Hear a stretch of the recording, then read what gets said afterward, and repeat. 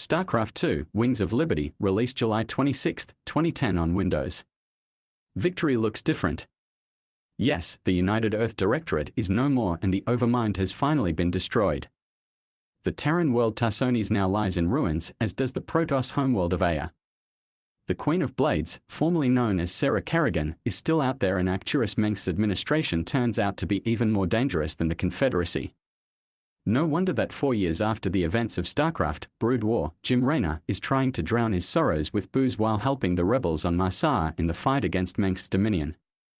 The trot changes, however, when one day Tychus Findlay, imprisoned for life by the Dominion, shows up proposing a deal. Soon after that, Backwater Station is overrun by the Zerg, who are now the dominant species in the Koprolu sector, revealing an invasion of the Terran systems. So Raynor retreats to his flagship, the battlecruiser Hyperion, and once again enters the fight for survival and the search for his beloved Kerrigan. StarCraft 2, Wings of Liberty is the first part in the StarCraft 2 trilogy. As such, most of the 29 missions of the single-player campaign have the player fight on the Terran side. There are, however, a few missions where the Protoss Zeratul gets to tell parts of his side of the story, with the player controlling him and his Protoss friends. Most of the missions feature different and changing objectives but are, at their core, all about real-time strategy, with the player more often than not having to build up his base from scratch, collect the 2 resources, produce and upgrade an army and fight the usual suspects, other Terrans, Zerg, and Protoss. The gameplay is pretty straightforward RTS, using a rock-paper-scissors system in combat between the 3 very different races, with each unit vulnerable to several other units and vice versa. As the campaign progresses, the player automatically gains access to new units, which he can then upgrade in the army of the Hyperion in exchange for money, also earned throughout the missions. Each unit and some of the buildings can be upgraded 2 times, unlocking new abilities for the unit. The Stimpack for the Marines, for example, which allows them to do more damage for a short amount of time at the expense of some health. In addition, there's the laboratory on the Hyperion. Here, the scientists research Zerg and Protoss DNA, which the player collects during missions by fulfilling bonus objectives. These range from simply gathering samples from dead Zerg to killing a hulking Brutalisk. After each 5 tiers of the DNA double helix, the player can choose between 2 possible upgrades in each research tree, allowing him, for example, to either automate the collection of Vespine gas or build 2 SCVs at once. Once both research trees have been completed, each additional DNA artifact is sold for a sum of credits. The third deck on the Hyperion is the bridge.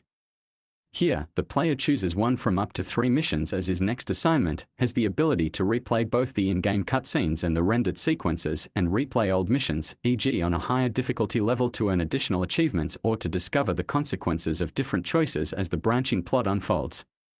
The fourth deck is the Cantina. Here, the player can look at trophies earned for completing a story strand, e.g.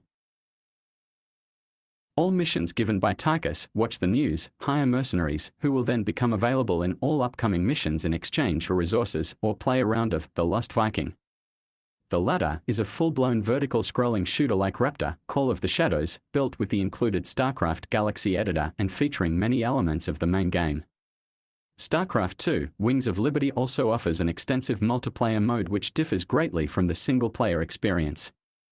The player can play as any of the 3 races, but the available units differ in part from the ones available to him in the campaign. The Terran medic, for example, has been cut, only the flying medevac can be built. 9 challenges are available to test the abilities of the player to e.g. know which units are best against others or how to survive the infamous Zerg rush.